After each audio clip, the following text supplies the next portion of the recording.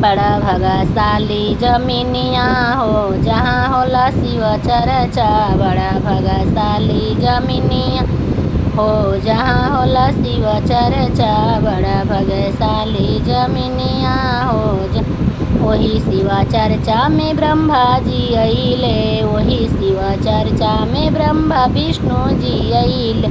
संगवा में सरस्वती मैया हो जहाँ होला शिव चर्चा। संगवा में लक्ष्मी माया हो जहाँ होला शिव चर्चा। बड़ा भाग्यशाली जमीनिया हो जहाँ होला शिव चर्चा। बड़ा भाग्यशाली जमीनिया हो जहाँ होला शिव वही शिव चर्चा में राम लक्ष्मण अइले। वही शिव चर्चा में राम लक्ष्मण अइले। संगवा में सीता मैया हो जहाँ होला शिव चर्चा। संगवा में सीता मैया हो जहाँ होला शिव चर्चा।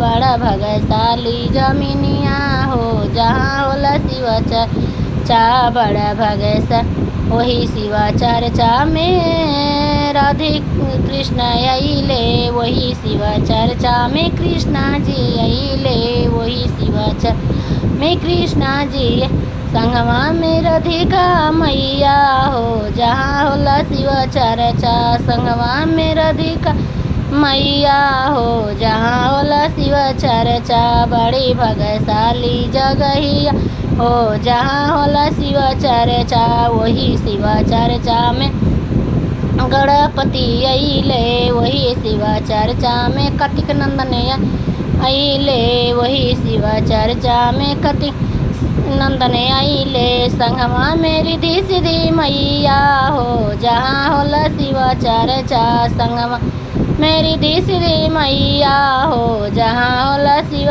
चर्चा। बड़ी भाग्यशाली जमीनिया हो जहाँ होला शिव चर्चा। बड़ी भाग्यशाली जमीनिया हो जहाँ होला शिव चर्चा।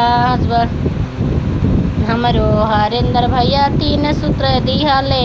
पहिला में दया मंगिया दूसरे में चर्चा तीसरे में नमो शिवाय पढ़ना मामा हो। शिष्या बन जाइए बिगड़ल काम बनाई शिव गुरु हर हर महादेव घर घर महादेव। दया करी शिव गुरु दया करी।